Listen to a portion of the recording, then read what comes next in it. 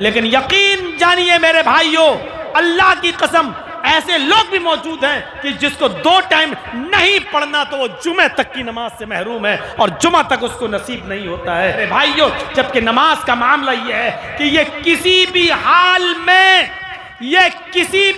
میں معاف نہیں ہے، کسی بھی حال میں معاف نہیں ہے۔ گنجائش ہے، رعایت ہے، لیکن معاف نہیں ہے۔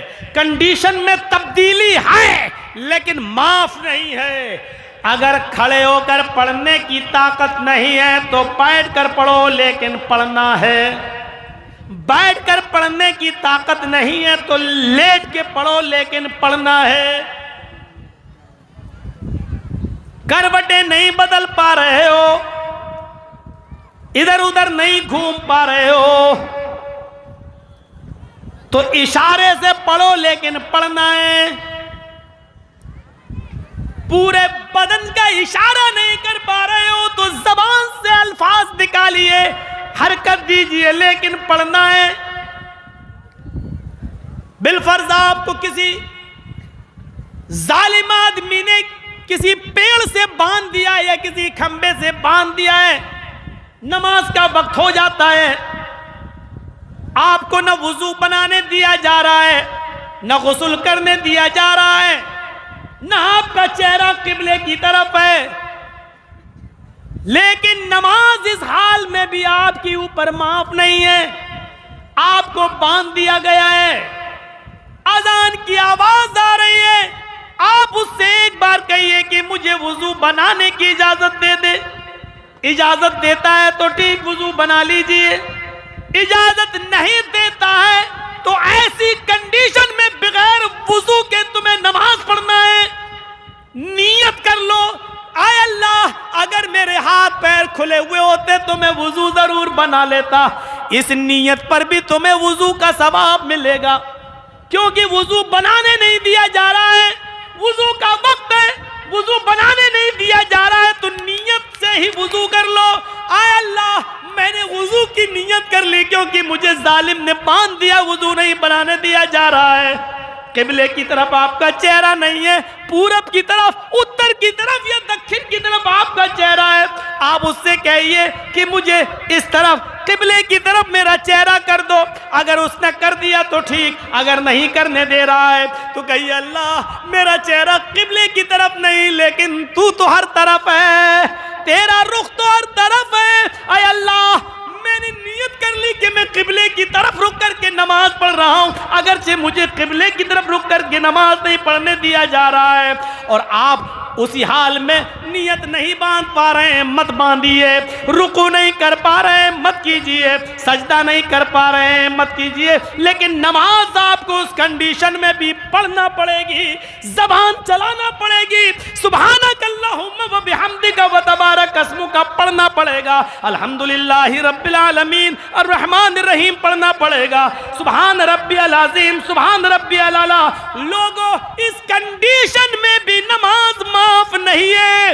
کیسے تم اپنے نرم گرم بستروں پہ سونا گوارا کر لیتے ہو؟ مؤذن کی آواز آتی ہے الصلاۃ خیر من النوم، اور تم اپنے بستروں پر اذان سننے کے بعد بھی اپنے نرم گرم بستر کو چھوڑنا گوارا نہیں کرتے ہو۔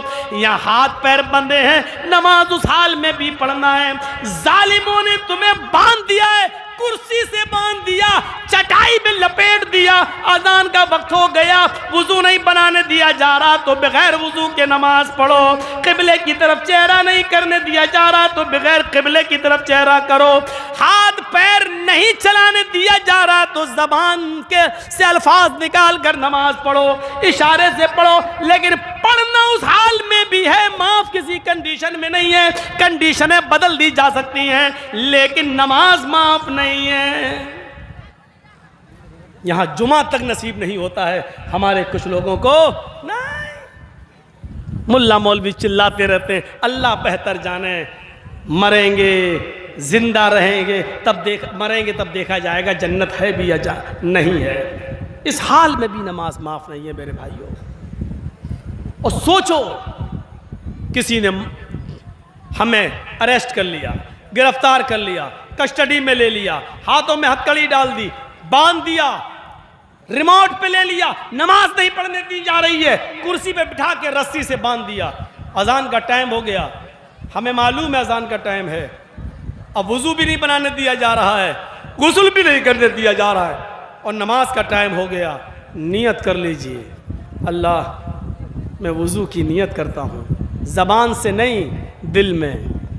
اللہ اگر ہاتھ پیر کھلے ہوتے تو میں وضو بناتا، لیکن ہاتھ پیر نہیں کھلے، یہیں سے آپ نماز شروع کر دیجئے۔ فرض پڑھ رہے ہو تو اللہ اکبر اشہد ان لا الہ الا اللہ آپ اقامت کہیے اور وہیں پر شروع کر دیجئے اللہ اکبر۔ ہاتھ تو اٹھیں گے نہیں، ہاتھ پیر تو بندھے ہوئے ہیں، کہہ دیجئے اللہ اکبر۔ آپ کو معلوم ہونا چاہیے کہ امام مالک رحمۃ اللہ علیہ کو اتنا مارا تھا، بادشاہ نے اتنا مارا تھا کہ ان کے دونوں ہاتھ ٹوٹ گئے۔ جب نماز کا وقت ہوا تو انہوں نے ایسے ہی ہاتھ چھوڑ کر نماز پڑھی تھی، اللہ اکبر۔ نہ ہاتھ کانوں تک اٹھ رہے ہیں، نہ ہاتھ سینے پر بندھ رہے ہیں، ایسے ہی انہوں نے نماز پڑھی، اللہ اکبر۔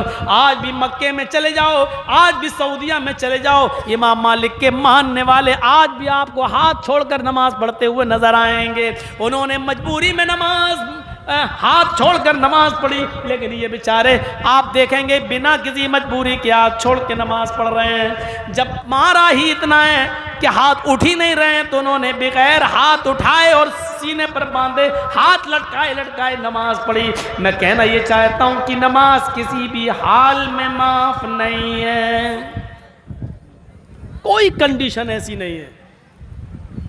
کنڈیشن تو بدلی جا سکتی ہے لیکن نماز میں یہاں تک کہ صحابہ کرام جب جنگ ہوا کرتی تھی تو اس میں بھی نماز پڑھا کرتے تھے۔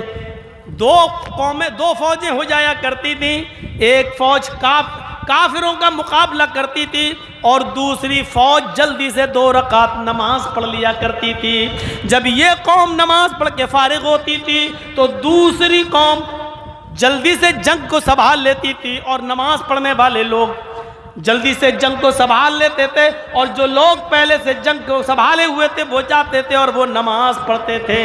غور کرو، جنگ ہو رہی ہو، کافروں سے لڑ رہے ہو، اور ایسے موقع پر اگر نماز کا وقت آ جائے تو نماز یہاں پر بھی پڑھنا پڑتی ہے، نماز ادھر بھی معاف نہیں ہے۔ غور کیجئے، جبکہ ہمیں معلوم ہے کہ تیر برس رہے ہیں، تلواریں چل رہی ہیں، ہمارا جنگ میں لڑنا ضروری ہے، ایسے موقع پر بھی 2 گروہ ہو جائیں گے، ایک گروہ نماز پڑھے گا، دوسرا گروہ جنگ لڑے گا۔ نماز پڑھنے والا جب نماز سے فارغ ہوگا تو لڑائی لڑے گا، اور جو لوگ لڑائی لڑ رہے تھے وہ اب نماز پڑھنا شروع کر دیں گے، اور ہلکی ہلکی صورتیں، ہلکی ہلکی 2 رکعتیں پڑھیں گے، ظہر کی، عصر کی، مغرب کی پوری 3 پڑھیں گے، اور عشاء کی 2 رکعت پڑھیں گے۔ سفر میں اور جہاد کی جنگ کے موقع پر نماز جو 4 رکعت والی ہے وہ 2 رکعت ہو جاتی ہے۔ میرے بھائیوں، نماز اس کنڈیشن میں بھی معاف نہیں ہے۔ حضرت عمر فاروق کو جب ابو لولو نے، فیروز نے جب تیر مارا تو ان کا پیٹ پھٹ گیا تھا نماز کی حالت میں۔ جب ان کو بے ہوش ہو گئے، جب ان کو ہوش آیا تو سب سے پہلے انہوں نے نماز پڑھی، لیکن خون پیٹ سے اتنا نکل گیا کہ کھانا کھلایا جا رہا تھا تو ان کے پیٹ سے باہر آ جاتا تھا، دودھ پلایا جاتا تھا منہ سے تو پیٹ سے وہ باہر نکل جاتا تھا۔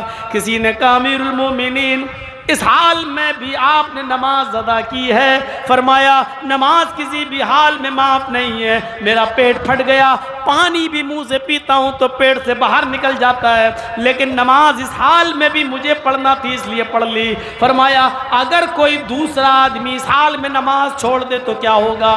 فرمایا لمن ترک لا حظ فی الاسلام لمن ترک الصلاۃ، اس حال میں اگر اس کو ہوش ہے اور وہ جانتا ہے کہ میں ہوش میں ہوں، اس حال میں اگر ہے اور ہوش میں ہے تو نماز اس کو اس حال میں بھی پڑھنا پڑے گا۔ اگر اس حال میں ہوش میں ہونے کے باوجود نماز نہیں پڑھتا ہے تو اسلام کے اندر اس کا کوئی حصہ نہیں ہے۔ پیٹ پھٹ جائے، کھانا پانی پیٹ سے نکل رہا ہے اور ہوش میں، نماز اس حال میں بھی پڑھنا پڑے گی۔ اگر اس حال میں نماز نہیں پڑھتا تو اسلام میں اس کا کوئی حصہ نہیں۔ حالت تندرستی میں ہٹا کھٹا موٹا ہونے کے باوجود ہم نماز نہ پڑھیں تو اس کا اسلام میں کتنا حصہ ہوگا؟ رحمت للعالمین کی رحمت دیکھو، 50 سے 40 کروائی، 40 سے 30، 30 سے 20، 20 سے 10، 10 سے 5، کہا اب مجھے شرم آتی ہے بار بار جانے میں، اللہ نے کہا جاؤ، لیکن بار بار گئے، کیوں گئے؟ میری امت نہیں پڑھ پائے گی اتنی، اس لیے بار بار، یہ رحمت نہیں تو اور کیا ہے؟ قرآن کی اس آیت کو کتنا بار پڑھا جائے، حریص علیکم بالمؤمنین، وہ مومنوں کے لیے بڑا مہربان ہے۔